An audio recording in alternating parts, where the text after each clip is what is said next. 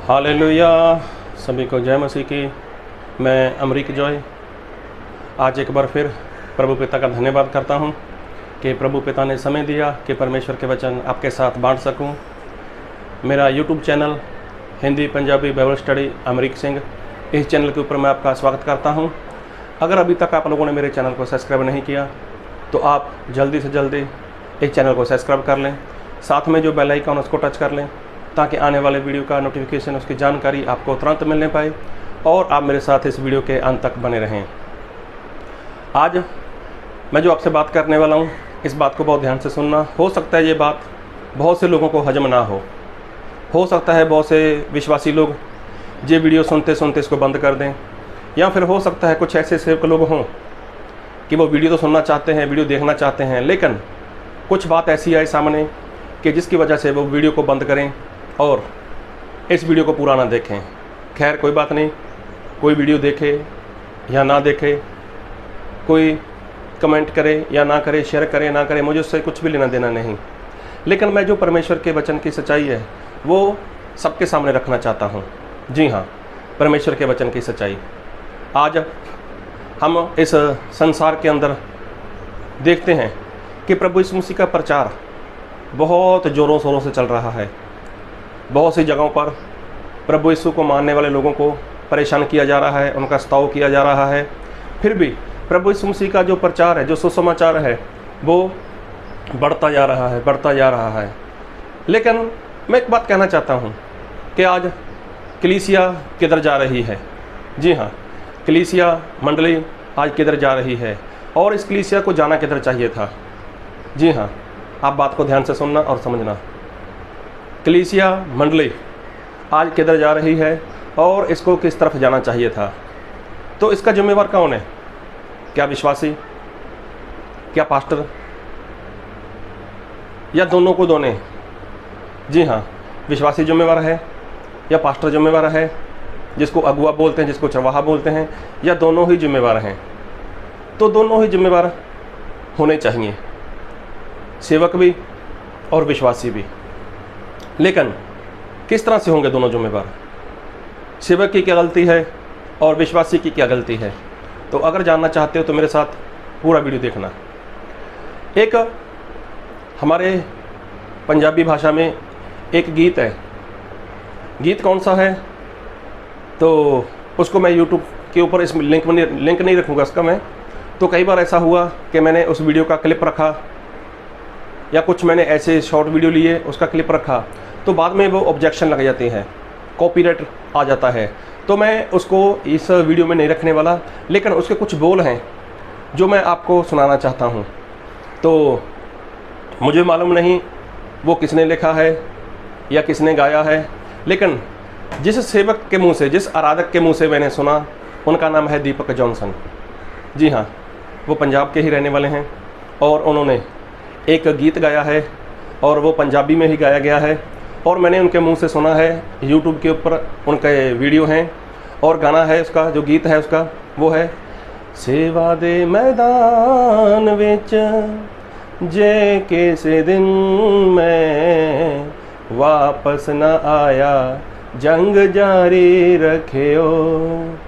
अभी देखो, ये पंजाबी में हो सकता है कई लोगों को समझ में ना आया हो, लेकिन मैं बताना चाहता हूँ, उस प्रभु के सेवक ने, उस आराधक ने गीत में ऐसा गाया है कि जो सेवा है, प्रभु यीशु की सेवा, और उसके मैदान में परमेश्वर के दास लोग, परमेश्वर के सेवक लोग जो सेवा कर रहे हैं परमेश्वर की, उसी मैदान के बीच अगर वो प्रभु यीशु की सेवा करते करते शहीद हो जाते हैं, शत्रु शैतान उनको मार देता है।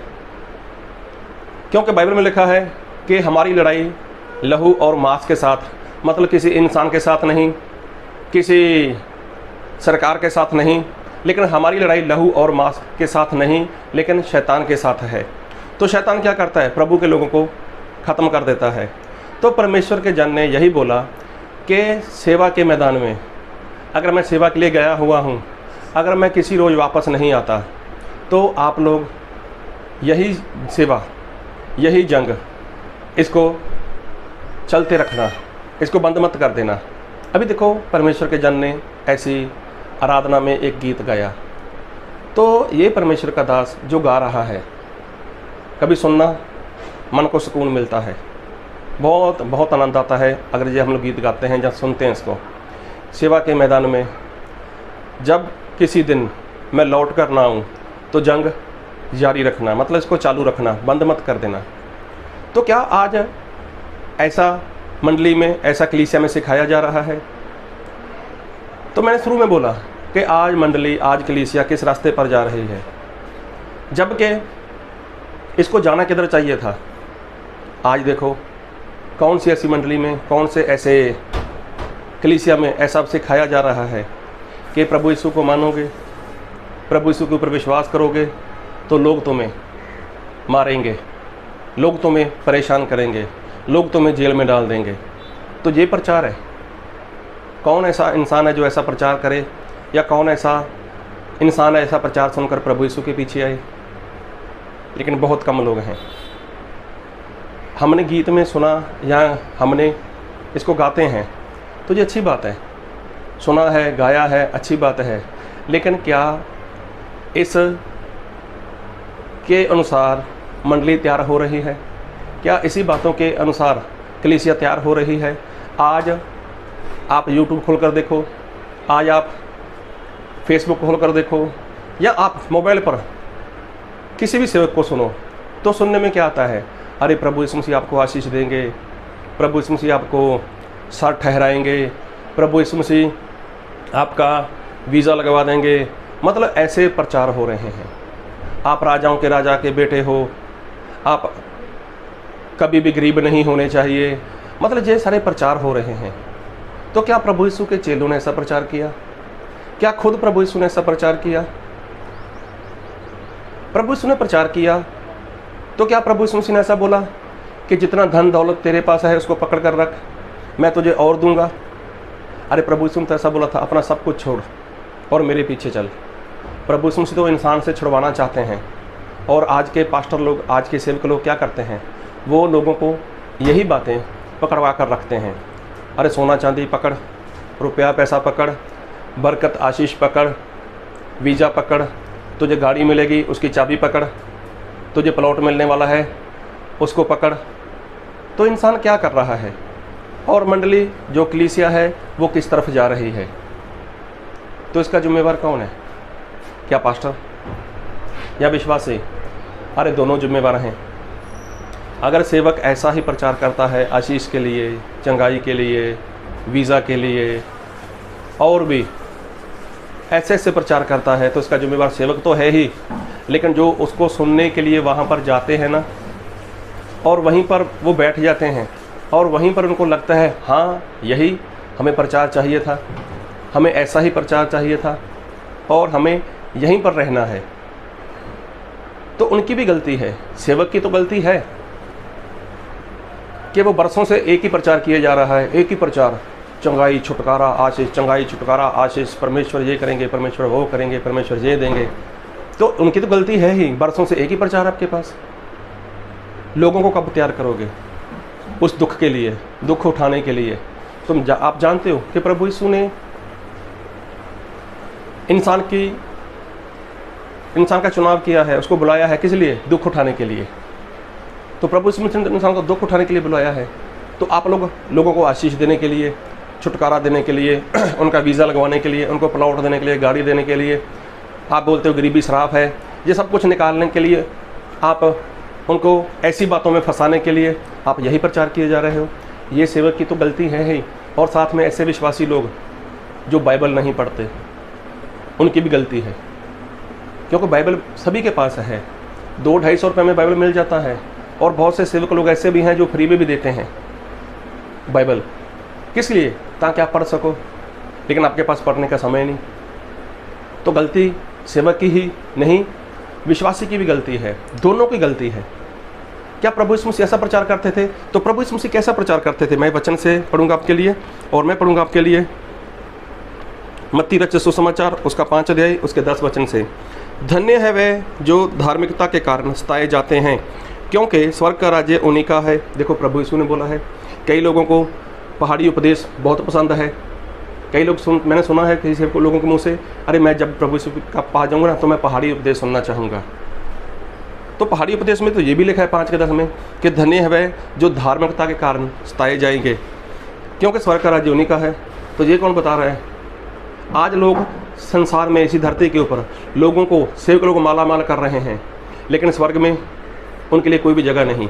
फिर लिखा है, धन्य हो तुम जब मनुष्य के मेरे कारण तुम्हारी निंदा करें और सताएं और झूठ बोल बोल कर तुम्हारे विरोध में सब प्रकार की बुरी बात कहें, तब आनंदित और मगन होना, क्योंकि तुम्हारे लिए स्वर्ग में बड़ा फल है, इसलिए कि उन्होंने उन भविष्यवक्ताओं को जो तुमसे पहले थे इसी रीति से सताया था। देखो क्या लिखा है कि तुम्हारे पहले भी जो परमेश्वर के लोग थे, भविष्यवक्ता लोग, जो परमेश्वर के वचन को सच्चाई के साथ मानते थे, उनको भी सताया गया है। तो जब ऐसा हो तब क्या करना? तब आनंद करना, तब ऐसा खुश रहना। ये प्रचार प्रभु यीशु का है।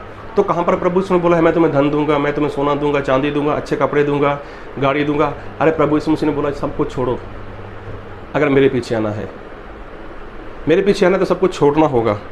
तो मैंने जो बताया कि सेवा के मैदान में जे किसी दिन में लौट के ना आया तो जंग जारी रखना। तो क्या ऐसे लोग जंग जारी रखेंगे? क्या ऐसे लोग जंग में बने रहेंगे? ये युद्ध है शैतान के साथ, क्या इसमें बने रहेंगे?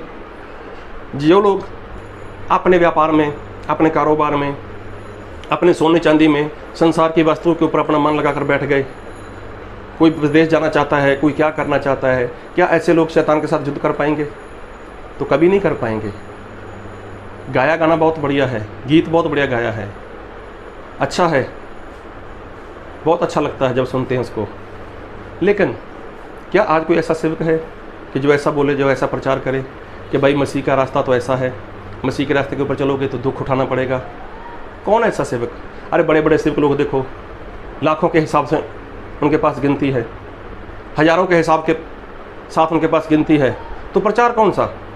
प्रचार यही जो लोग, विश्वासी लोग सुनना चाहते हैं, आशीष वाला, चंगाई वाला, उनको कारोबार में कैसे बढ़ोतरी मिलेगी। तो मैं इन बातों के खिलाफ तो नहीं हूँ, लेकिन मैं बोल रहा हूँ कि प्रचार ऐसा कैसे लोगों को बचा सकता है और कैसे इंसान शैतान के साथ युद्ध कर सकता है। फिर लिखा है प्रेरितों का काम उसका 14 अध्याय, रसूलनामा उसका 14 अध्याय, और वहाँ पर ऐसा हुआ कि परमेश्वर का दास संत पौलुस वो दिरबा नाम को एक जगह थी, वहाँ पर चला गया, और उसके 21 वचन में ऐसा लिखा है, वह उस नगर के लोगों को सुसमाचार सुनाकर और बहुत से चेले बनाकर लुस्त्रा और इकोनियम और अंताकिया को लौट आए और चेलों के मन को स्थिर करते रहे और जय उपदेश देते थे कि विश्वास में बने रहो, और जय कहते हैं थे हमें बड़े क्लेश उठाकर परमेश्वर के राज्य में प्रवेश करना है। तो देखो परमेश्वर के दास संत पौलुस का प्रचार, भाई विश्वास में बने रहो, अगर स्वर्ग जाना है तो दुख उठाना पड़ेगा, और दुख ने थोड़ा ही नहीं बहुत सा दुख उठाना होगा।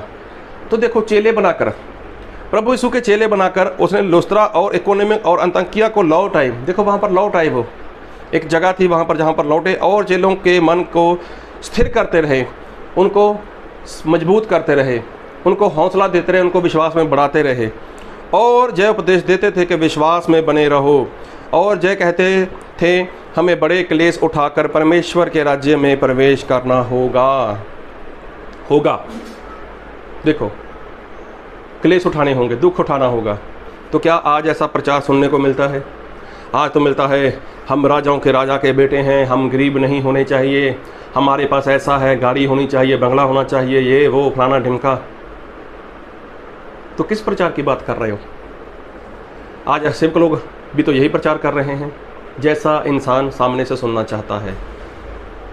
तो फिर एक वचन और पढ़ूंगा, 2 तीमुथियुस उसका 3 अध्याय उसके 12 वचन, पर जितने मसीह यीशु में भक्ति के साथ जीवन बिताना चाहते हैं वह सब सताए जाएंगे। देखो वह सब सताए जाएंगे। तो क्या आज ऐसा प्रचार हो रहा है?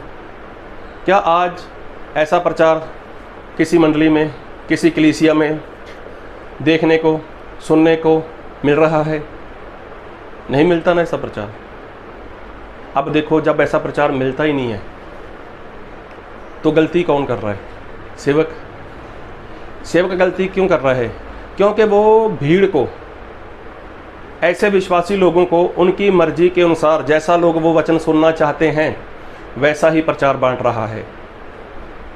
कभी परमेश्वर को पूछा नहीं, परमेश्वर इनकी ज़रूरत क्या है, इनके लिए मैं क्या बोलूं, आपकी मर्जी क्या है।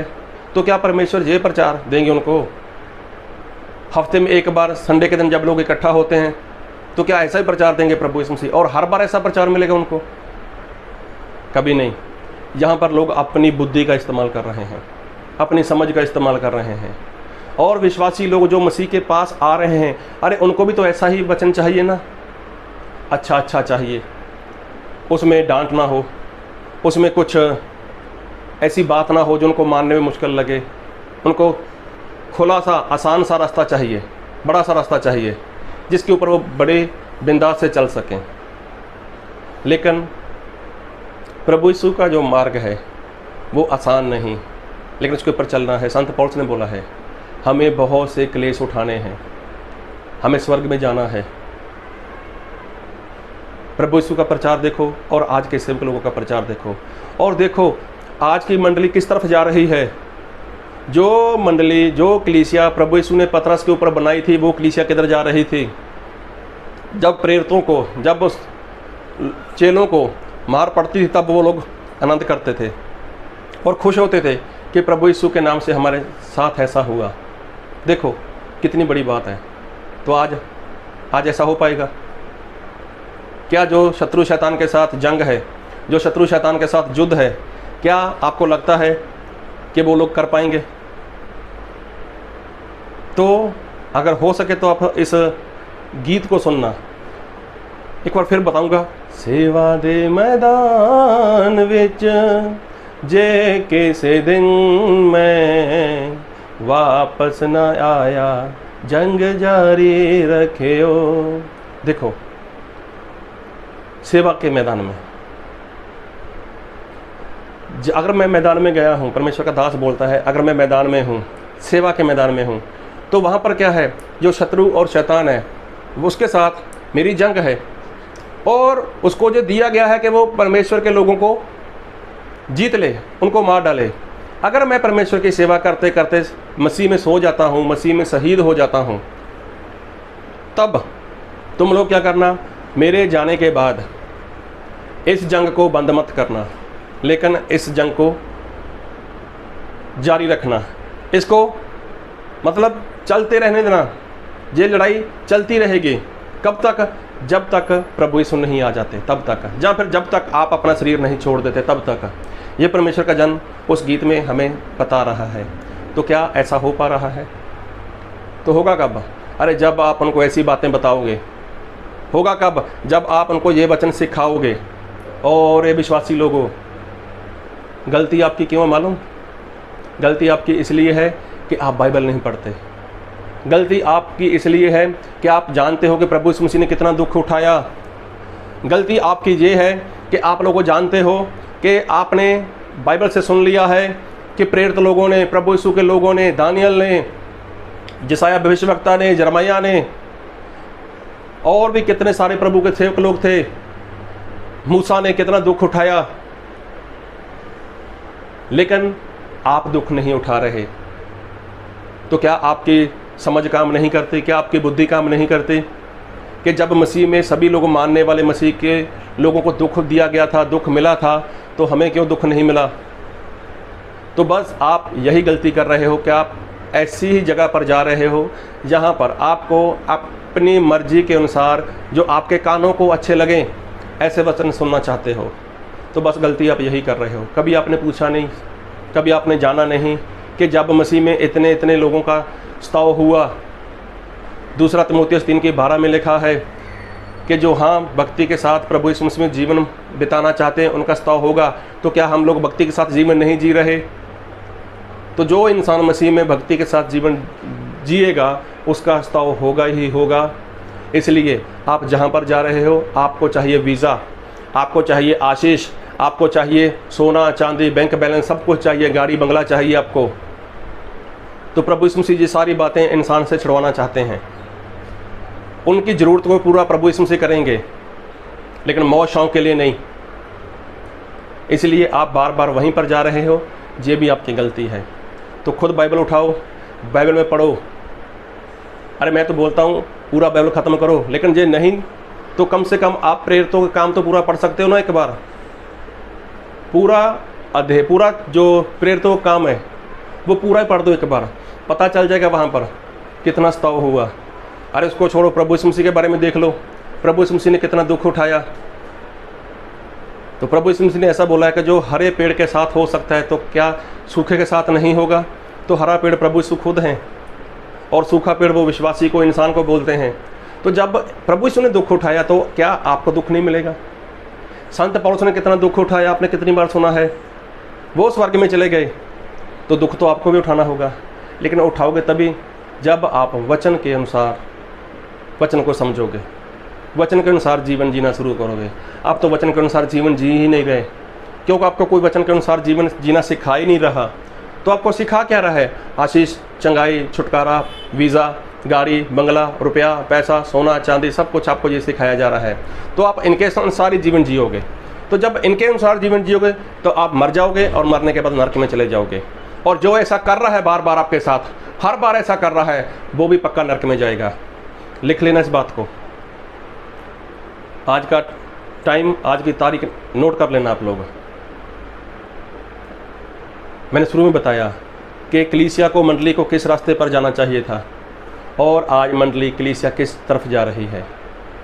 तो इसका जिम्मेवार एक सेवक है, इसका जिम्मेवार खुद विश्वासी है, क्योंकि विश्वासी ने अपने कान खुले नहीं रखे, अपनी आंखें खुली नहीं रखी, और सेवक लोग तो यही काम किए जा रहे हैं। तो बस परमेश्वर के वचन को समझो, उसको जान लो, उसको मान लो, और जैसे प्रभु यीशु मसीह ने कहा है वैसा ही जीवन जियो। प्रभु आपको इस वचन से बहुत हित की आशीष दे। आमीन।